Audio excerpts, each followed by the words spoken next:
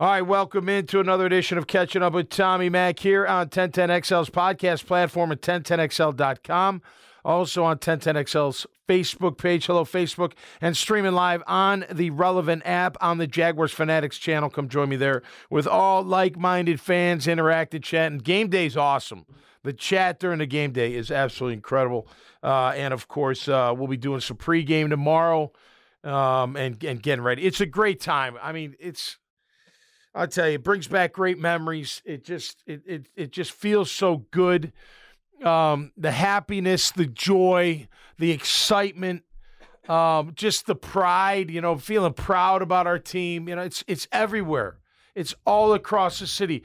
I was having breakfast yesterday with Matt Hasselbeck. He was in town to interview Doug and whatnot. He's like, tell me about Duval. And I gave him the whole deal, right? And I said, but that's what it is, right? The pulse of the city is our team. They're the pulse of the city. And when they do great, there's nothing more prideful than saying, that's our team. Because why? They work hard. They perform well. They're good in the community. They care about each other. They care about their community. Well, guess what? That's Duval.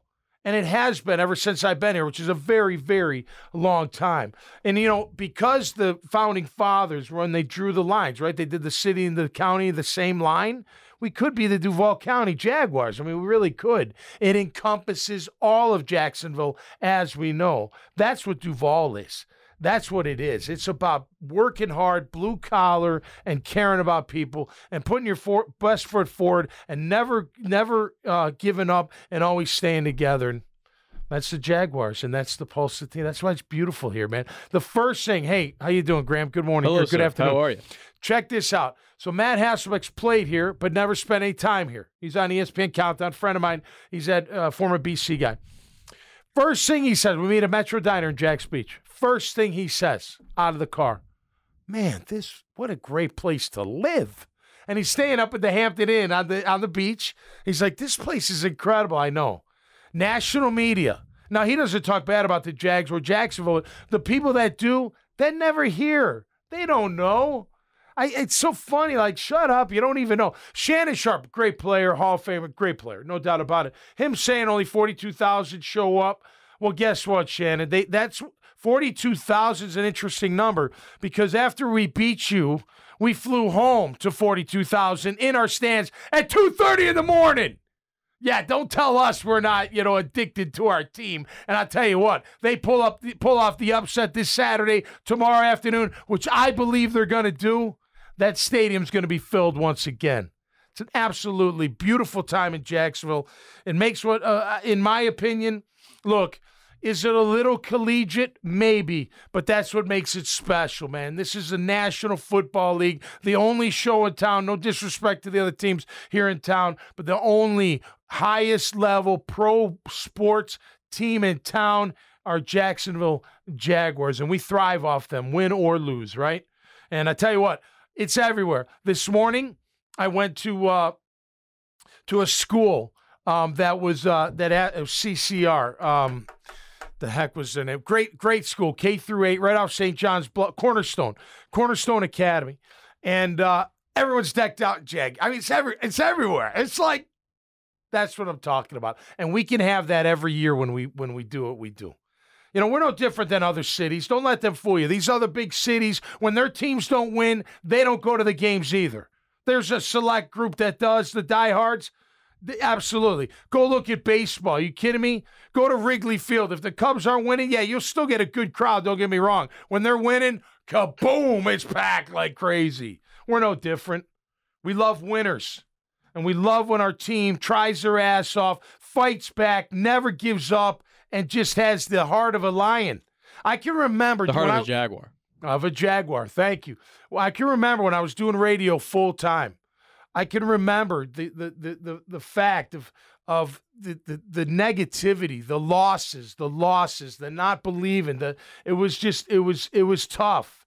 It was really tough. And now, yeah, you enjoy it, man. You enjoy this ride. I think we're going to be back. I think this is the foundation, but you never know if you're going to make it back. You enjoy this. And what a great feeling if you're the team. Us against the world. Nobody gives us a chance. That's what you want. You know, I love playing at home, but if I got to go on the road, let's effing go, man. I'm ready to rock and roll. I got my boys with me. We're feeling good. We're feeling fit and in shape, and minds, you know, nice and healthy, and emotionally we're feeling good, confident. I'll tell you what, man. I know Kansas City is a very good team. There's no doubt about it. You don't get to 13-3, 14-3, I'm sorry, without being a very good team. But I'll tell you this, if you really look, I'm just talking on paper, because on paper doesn't always equate to what happens on the field, right? In the playoffs, as we know, anything can happen.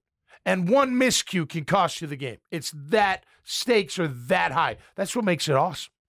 I mean, it is. Everything's heightened. Everything's faster. Everything's harder. Everything's harder hitting. Everything comes at you quicker. The excitement, the crowd, the media, everything. It's unbelievable. But when you look at these two teams on paper, go look at the schedules. I did it the other day. I put both schedules up. Go look at them. Go look at all the common opponents. Then go look at the scores of all those. Just do it. Do yourself a favor. It's pretty close. It's pretty close. There's no wow, they blew them out, we barely beat them. Or we lost to them, but they beat them. I'm telling you, go look at it. It's pretty fascinating and with how that is compared. It was the regular season, I understand. But this Chiefs team is not super far removed from going to overtime with the Houston Texans. Thank you. That's one of the teams, right? I mean, we had the AFC West. They had the AFC South, right? So a lot of common. I think the G-Men was the other common one. It was a similar. They won. Obviously, we lost, but not crazy amounts, you know. So it's there. I do find it amazing. Remember last week I said how many more passes Josh Allen threw compared to Trevor? It was like he had 699 passes in the regular season. Remember that number? Oh, yes. So Mahomes, check this out. Mahomes threw for 648 attempts. We're at 584. Wow. That's a big difference. And we've played an extra game. And we've played an extra game. Right, exactly. That's crazy. And, so you look at I'll tell you the numbers that are interesting. That stands out to me right away. We'll talk about third down because that's always important. Offensive line and sacks against them. Do you know how close they are? By 1. So, we all think us Mahomes. Guess what? They got a very good offensive line, as do we, by the way. Phil Rosher, maybe MVP in my book. Oh, what a good coach, MVP. Man. What a good coach. What he's done to that offensive line, the way they play. And I'm telling you right now, I don't know if anybody's heard this before, but you go ask Tony Baselli's teammates that were linemen back in 95. You go ask. He had tenacity, no doubt, but Mike Mazer brought a nastiness out in him. I think the same's happened to Walker Little. I'm seeing some real. Remember what I call him, like way back, not way back, but he didn't like during training camp. Like he doesn't feel like he's got that killer. Like I'm gonna kill this guy. You know what I mean? He's not angry at the person he's about to line up against. On the field, he's getting there. Like he's there, and his patience, his technique, his punch, where it's at, when it comes, how strong it is. You would know that comes from coaching. You would know this better than me since you've played, but it seems like some guys have that in them, but they need to see it a little bit first. Yeah, well, they you need just to get got on the field and hit some people. And, hey, lay the cards on the table. Played 1 year at Stanford, was considered a first-round pick. Blows out his knee, then takes a year off COVID, then gets drafted. You know what I mean? Like, so now he's coming into his own. Look, I'm telling you. I'll tell you another thing I said. 6'7", 320, and really flexible and fast. I mean, this guy's got everything you want as a left eye. I love seeing it. And Jawan Taylor. You know what's going to be interesting about Jawan Taylor? Okay, now hear me out. One of the things that Boza last week lost his mind about is he felt that Jawan was leaving before, like he gets that jump, right? Jawan's been known to get that jump. It's the greatest jump in the history of the NFL. It's unbelievable how he does it. Now, is he going to be able to do that at Arrowhead? That's going to be interesting. And are they going to call it is going to be another thing. Because remember, they talk. They watch that game. And they're going to be like, Boza may have a point there. He's leaving. Look, they never call it, so it's not a penalty. But I wonder in Arrowhead if he's going to have a problem with getting that jump. That's going to be an interesting little tidbit. He's had a great year. I love them. I love our offensive line. They're really coming together. But when you compare them, Lawrence has been sacked 27 times. Mahomes, 26.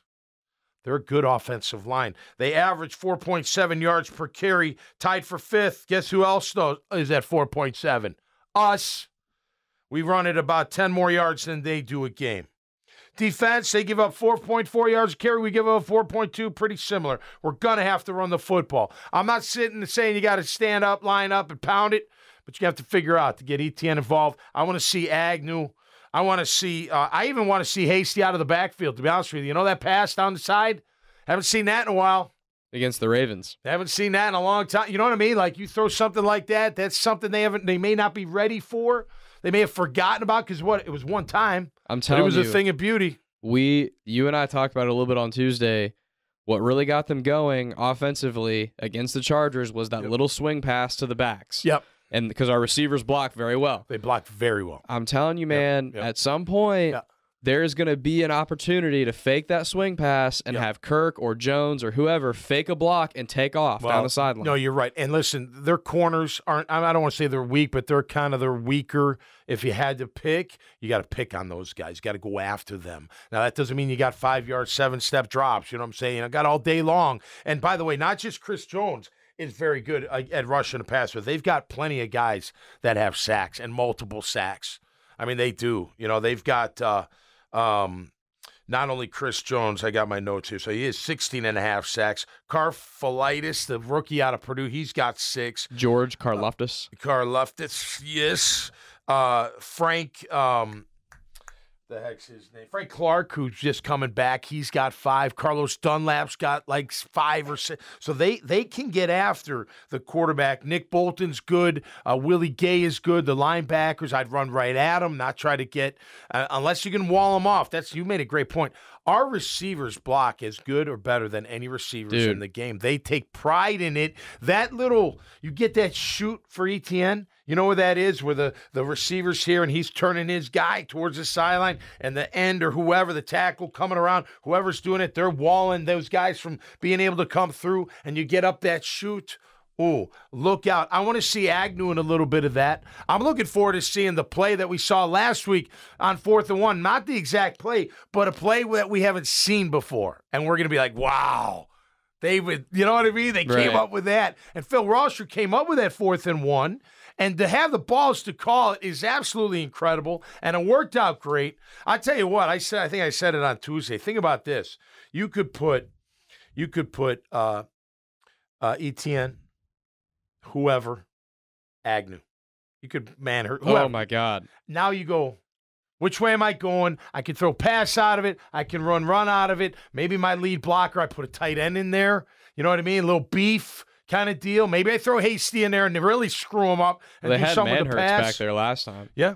Manhurts is a big boy now. Big boy. He can block too. Yeah. So look, I mean, we're going to have to attack them. I want to see attack mode. I want to see it. I think you got to attack Mahomes. You got to get after Mahomes. Again, their O-line doesn't give up a lot. He gets it out quick. Of course, you got to take. And I know there's a stat out there. We're the worst against tight ends, like in the NFL. Did you see that stat? I don't know who did it or what it was from, but I'm like, every week we've been talking about the gosh darn tight end, and not just the number 1 tight end. The second tight end and sometimes the third tight end. They've got 4 that all have scores. Granted, they're not all big part of the game plan, but Kelsey, obviously the main guy. Now, we did okay against him last week. Dempsey was just talking about it, Jaguars today. I think 8 of 81, something like that. I don't think. Did he have a score? He might have had 1 score. We take that. You got to shut down the rest. I tell you what I think. Here's another tidbit I want to keep my eye out for. And I don't know how healthy he is. But one guy that was pissing me off last time we played was Kadarius Toney. Using him as we use Agnew. And I don't like that. I like when we use Agnew, but I don't like that against our defense. We got to make sure that doesn't come back a little bit. They're going to – it's fun. You know, think about it. Graham, this is Andy Reid and Doug Peterson. Doug is from Andy's tree. Yep. I mean, he's from his tree. They run similar off. I mean, this is going to be that's like the depth of this thing. Like it's not teacher, but mentor versus student versus, And now they're on the same level, of course. They're both Super Bowl winning coaches, but that's fascinating to me, that game plan that's going to come in. There's going to be something that happens. I think on both sides we're like, whoa, we didn't see that before. Who's going to be able to overcome it? Who's going to be able to get it done? I'll tell you who's going to have a huge game. My opinion. I said this in the last segment or so on the radio. I'm having this vision, not a premonition. I just get this feeling that Andre Sisco is going to have a huge game. I just have this feeling that he's going to be really physical. I think he's going to get his hands on the ball. I do. I think he's going to be a force. And he's on their radar, right? Because the last time. Bring it again, baby. They think that he's like James Harrison or something. Bring it again. Whatever. Use that shoulder, knock him out. I don't care what you do. Both of those were perfectly clean hits, by the way. Oh, I agree. Perfectly clean, solid football hits. Totally. I think Cisco's going to have a big day. No doubt about it. All right, Winder's on. How you doing, Winder? Good to have you, brother. But yeah, this is a very winnable game. Oh, here we go. Common opponents. Let me throw it. I wrote it down. How about that? That's pretty cool. Let's see here. Lost to the Colts week 3. Throw it out. Doesn't really matter. Who really cares? They lost 20-17. Lost to the Bills in week 6, 24-20. Lost to the Bengals 27-24 in week 12. They've won 5 in a row since, beating the Broncos twice, but not by huge margins, like 6 and then 3. They didn't crush the Broncos. Beat the Texans, which you said took them, to overtime? Overtime. Yep, 30-24. Beat the Seahawks 20-14. Crushed the Raiders. Right? So, look, they're on a win streak. So are we, obviously. But common opponents, Chargers. We swept the Chargers. So did they. Pretty interesting. And they were close. Their games were close. So ours weren't. The first one was a blowout. Last one, of course, last week. Titans, right? They won by we won by 3. No, they won by 3. The Titans, 20-17. The Titans game was Sunday Night Football. That's right. I remember that game. So 2017, obviously we know what we did against the Titans. Texans, I just mentioned about. Raiders, just mentioned. Broncos, do you get what I'm getting at? Like, if you look at it from that kind of angle, like common opponent, what do you do when you're looking at seeds, when you're trying to figure out who's number one, common opponents. We come to common opponents. This is a plethora of common opponents that you can use, I think, as a gauge for saying, you know what? Minimum, we hang. Minimum, we hang with this team, without a doubt. That's the minimum. The longer we know what the maximum is. It's Mahomes. I get that and everything, and he's been here before. I understand, but the longer you hang in that game, the tighter they're going to get. Well, if it's the start of the fourth quarter and it's a 3-point game, a tie game, something like that, they're going to be tight. Listen, this is going to be a tall order. There's nothing easy about this whatsoever, right? Mahomes is phenomenal. We all know this. But I'll tell you something about Mahomes. When you get him out of that pocket, you know where he puts that ball? Right around waist level. You notice that when he's running, when he's trying to escape? Because he wants to make a play. And he can. He's phenomenal. There's no doubt about it. But you may have an opportunity to knock that ball out of his hands. You may, if you can get there. I think you have to be aggressive. If I'm Mike Caldwell, I'm playing an aggressive game. I'm not sitting back and waiting. Because we won't get there with 4. I don't think we'll get there with 4. I think we need a little bit more. I want to see Cisco on a blitz. Oh, hey, Aluakin, you haven't blitzed in forever. That guy can blitz. Lloyd can blitz. Come on, you got it. I'm telling you, be aggressive. Get him rattled. He'll give up a ball or two. Now, he doesn't do it a lot because he doesn't get rattled a lot. But when he gets rattled, he still may throw for a ton of yards. There's no doubt about it. But he'll make some plays in your favor. And I tell you, man, I don't know. It's on paper, they're close, in my opinion. Right? They're close. Yeah. On paper. Mahomes a little bit, they score 6 more points a game than we do. 5.4 more games, 4 points a game than we do. That's not ridiculously different. And our defenses give up about the same. We're tied for 9th, they're tied for 11th, we're 9th. They're at 21.7, we're 20.6. You know what I mean? The main reason that I think Vegas has them as a sizable favorite is just the fact that they've been there before, they've done this, and the Jaguars, it's relatively new. But I mean, I do agree with you. I don't think. Why should the Jaguars walk in thinking they're going to get killed? There's no way. I'll tell you this, though. You better not go down 27-0. If you get on 27-0, the game is over. It's over. It's over. I also think just talking about defensively, I also think the other side of the ball needs to help out a little bit in that perspective. You need to stay on the field for a while. No, that'll help offensively and help with the crowd. Well, what is that? Where do we look for that, right? Third down conversion. Yep. They're 12th in the league at 38.29 on defense. That's pretty good.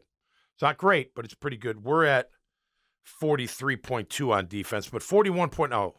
They're almost at 50% on third down. They're at 48.7. That's second in the league. That's crazy. And we're the bottom fifth of the league. We weren't good on third down last week either. We weren't. And what have we talked about before? So much of that depends on, are you consistently in 3rd and 2s and 3s, or are you in 3rd and 8s? Absolutely. What are you managing on first and second down? That's going to be huge. I think don't get and I don't think they will, because we've seen it. As fans, we may go down a score or two early. Don't worry about it. Just remember, we were down 12-0 to the Broncos. Early. 12-0. We blocked the extra point. It would have been 14-0. We blocked it. So I'm telling you right now that this team, once they settle down, because they're going to, like Leon was saying during crosstalk, they're going to try and knock you out early. They want to prove that you're a fluke, just like Denver did. But guess what? When they don't knock you out and you're still upright, guess what? They're like, oh, uh-oh. It's like the Rocky movies. Yeah. Dude, it's like when you take your best shot and you whack somebody really hard and they just look at you like, oh. Do you remember in Rocky? Dead. Do you remember in Rocky 2? You remember in Rocky 2 when Apollo's just been killing him the whole fight, and Rocky falls down and he gets right back up, and it's like the 10th round or something, and the ref's like, he's like, I'm good, and they cut to Apollo, and he's like, yeah, I can't believe he got up. You need that. Yeah, you need that. You need third quarter. No. You. I'm sorry. Let me, if I may. So in Rocky 1, in round 14, he takes a blistering of a beating and sends him down, and he gets up and he can't see it. He's like, come on.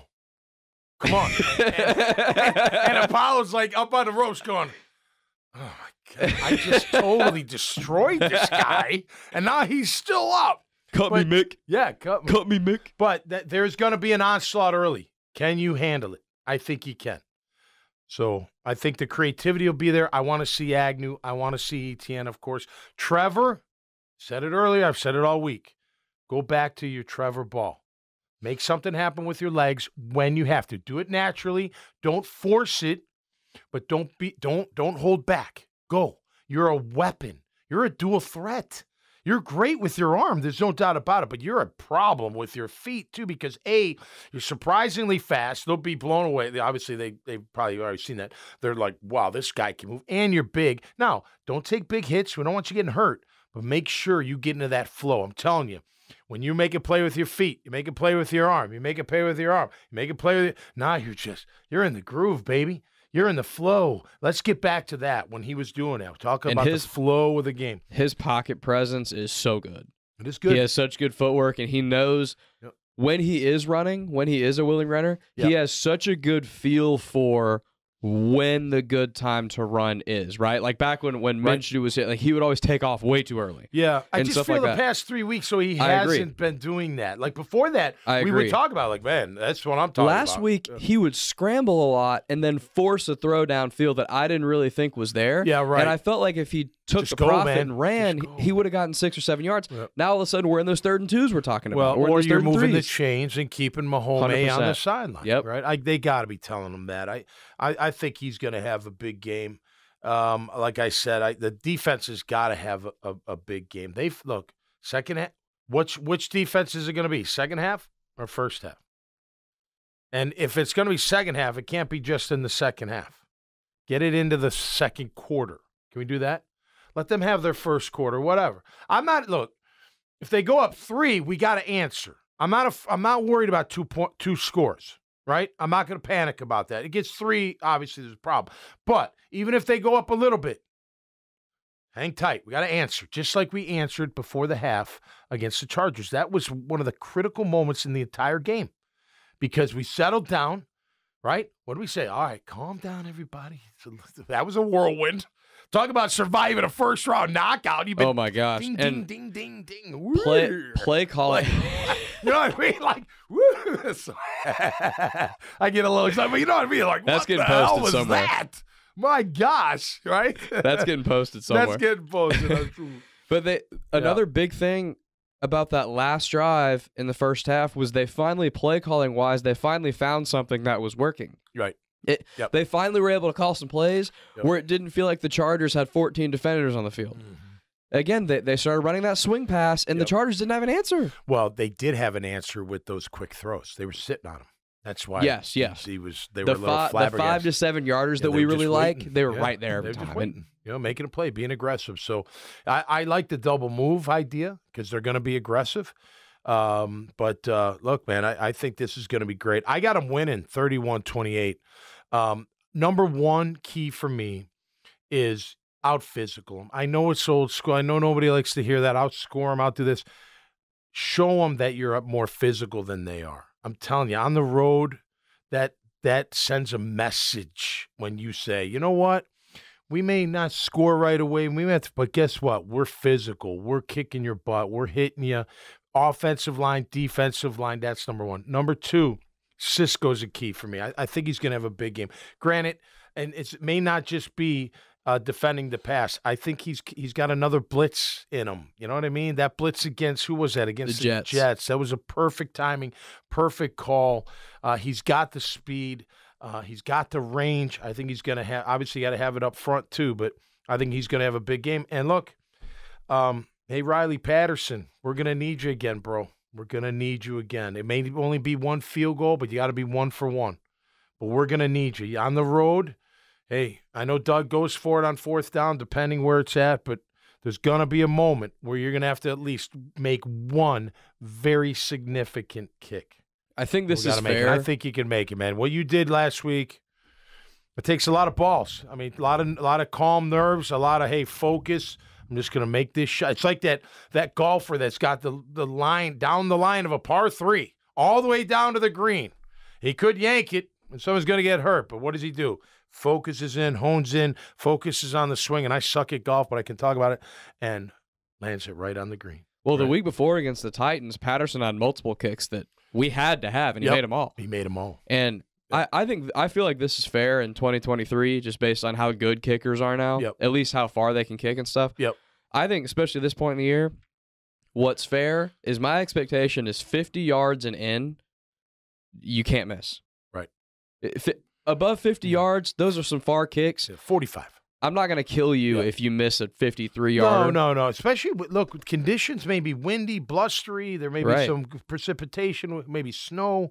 We don't know. And that factors in. That's true. That is fair. It factors into the pass game. It factors into ball security. That ball gets really slick when it's cold.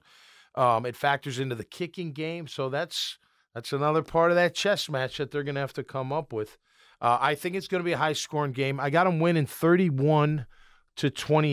And look, that means our offense has got to play a little bit better than overall, although they scored 31 last week. And our defense, no slow starts. No slow starts, man. You got to get after them early. I think you start by being physical, winning that right away, sending the message. We're here to play. There's no fluke. We ain't no, Cinderella BS.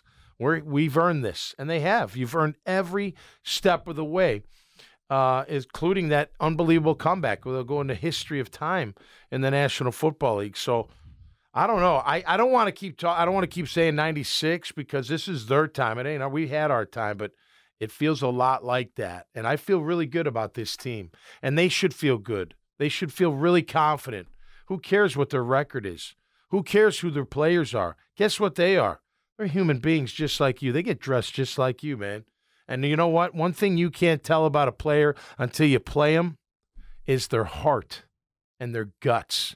Sometimes you can turn them. Sometimes you can outwill them. Sometimes you can hit them so damn hard that they don't want none more of that. And they will over time. It'll be less and less the effort that they put forward. So I'm feeling good, man. You want to call it an upset? Fine, it is. It's they're a 9-point underdog, I think, right now. Right? Yeah. 9. But it's not David and Goliath. No, not at all. It's not. No, it's not. It's not. It's not. It's not that It's a team on the rise, is what this is. I mean, this team is on the rise. Go back 10 games. They're 8-2, right? Yep. Or 9-2. Are they 9-2 now after the last win? Or are they 8-2? I think they're 8-2.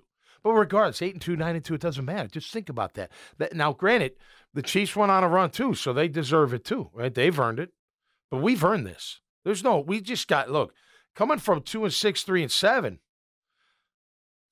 if I'm the Chiefs, I'm like, wow, these guys got some grit. Because we know as players and staff, like, that's they all hard. watched last week. That's hard to come back from. They all watched the game last week. Oh, yeah. If you'd have asked any Chiefs player being honest with themselves at halftime of anybody. Game, they all thought they were going to play the Chargers. Anybody felt that way. Yeah. The drive before gave me hope, right? I was like, okay, that's a good answer. Let's see what happens. Got halftime to regroup, figure it out. Then they score again. You're like, whoa. Now it gets to 20. Once they got the Zay Jones touchdown, because they were able to get it so quickly. Yeah. And by the way, sorry, go finish. You're good. But by that point, the clock is back on your side. Right. You're not running low on time after that Zay Jones. Once that Zay Jones touchdown happened, I was like, they're going to win this, man. Well, first of all, the way they manufactured that play was incredible. Yes. Bringing the Zay from the other side and high-low that safety jumped. He didn't jump, but he sat. Apparently, Trevor called that at the line. I was just going to get to that. Yep. I didn't get to say that earlier in the week, and I learned that Trevor audibled to that call, which is brilliant. And it's brilliant the way the setup, because I know as a former defender, when you get high load, it's so tempting to go to the low, to go forward. It's so tempting to not want to break on that ball and make a big play. And then when they throw it behind you, it feels awful. You're like, oh, the guy was behind. You know what I mean? Right. And on that one, you barely saw him. So he may not even seen him, or he may have thought, oh, the other safety's got him, or whoever may have him, right? Because he came from over here. And I'm telling you right now, that's brilliance. That's and you got to have the belief that you got time. That's a long time to develop. You know that you're going to make the obviously the throw. He's wide open. He should make the throw, but it's still a great throw. But on top of that, that's moxie from our young QB, man. Being able to call that audible and call him the right audible, it's pretty badass. And that was a great play. And you're right, a big turning point in the game. All right, so that's going to do it for me. I'm going back on 1010XL at 2, and then I'm going to T-Dubs at 6 o'clock with my boy Greg Conley and Jeremy Beloit. We're going to be doing a After Further Review podcast live from T-Dubs. It'll be fun, all Jags, playoffs, et cetera, et cetera. Going to be so much fun. I'll be out there. I'll be streaming live, of course, on the relevant app. Me and Dalton D, UCF Jaguar, I think we're going to hook up tomorrow on the app, do a little pregame as well, and we'll go from there. So enjoy it, man. Enjoy the time, fans. This is for you. And like 1996 into 1997, we're going to have a packed house at the stadium around 1:30 in the morning. I think that's going to be around the right time they come back victorious. So I'm assuming the stadium's going to be packed. I'll tell you this. I'll give you a little quick memory. When we did the flyby, right? So those of you that don't know, we come back from Denver, biggest upset in the history of the playoffs at that time, or one of the biggest. And all of a sudden, we're in this big 747, whatever it was, big jumbo jet. And I'm trying to get. We're coming home. So I woke up from. I think I slept. I don't think we drank on that flight. I can't remember. Anyway, the pilot announces, "Hey guys, take a look out the window," or something like that, and he turns the plane, and I'm on the window, and I'm like looking down, like what the hell? And all of a sudden, I see the fans in the stadium, like, holy beep. Look at all those fans. It was like 2 a.m. We're like, oh, we got so jacked up, man. And think about that. Big jet. That would never happen today. They but all, man, they all that went was to the special. beach bars. Yeah. In the meantime, we all flew back, and they headed to the to the stadium great, to come man. see you. Great memories. And I think they can do it again. So let's hope they do. They put their best foot forward. They don't turn the ball over, and they hang. I'm telling you right now, at the minimum, we should all feel, including them, the players and the staff, the entire organization, we can hang with the Kansas City Chiefs at the minimum. What's the maximum? We beat their ass and come home with a victory. And that would be absolutely incredible. All right, that'll do it for me this time around, for us right here on Catching Up with Tommy Mack on 1010XL's podcast platform, 1010XL.com. Of course, on demand on the site as well. You can also catch us on their Facebook page. Thank you, Facebook. And always streaming live on the Relevant app, RELEVNT. Get it at the App Store or Google Play. It's for broadcasting, podcasting, interactive chatting with like-minded people. Go to the Jaguar Fanatics channel, become a member. It's free, and just interact with other fans. It's fun. We have a good time. All right, till next time, stay safe, be cool, and we'll see you right here on Catching Up with Tommy Mack. Let's go, Jags, LFG, exclamation point, exclamation point, exclamation point. Peace.